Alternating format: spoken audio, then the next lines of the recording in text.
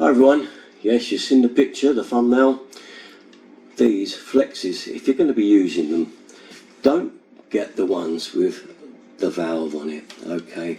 The isolation valve on these is pretty bad quality, terrible quality, and if you're going to turn this after it's been in a year or two to turn the water off to a tap or toilet system or whatever it's connected to isolate, then you will find it probably leaks out of there, and you've then got the problem, you've got to remove the whole flexi, okay? So that means if this is going, say, this end to a cistern nut that's behind a panel or something, you've got to take all that off to get to this end, to get that end off, and probably this might not even be on a nice end to get to easily, because everything's probably gone in after it's been fitted.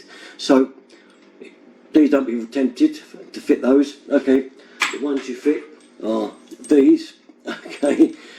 No isolation valve on there, okay?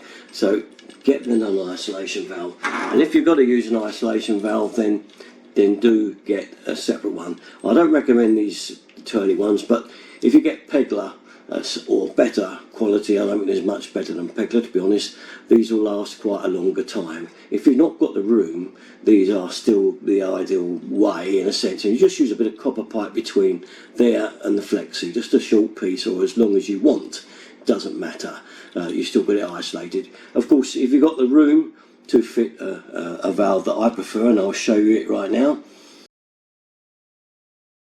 Yeah, there's also another one called a butterfly one. Have a look at that.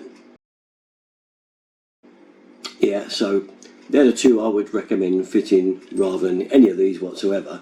But if you've not got the room, I know some of you have been telling me that, hang on a minute, you know, I do like those full quarter turn ball fix, but I've not got the room.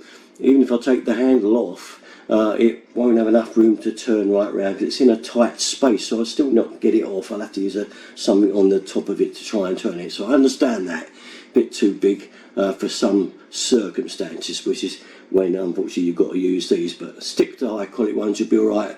But do, people, stick with the one, if you're going to use a flexi, without the valve attached. It seems very tempting at the time to get the one with a valve on it, but be wary, okay?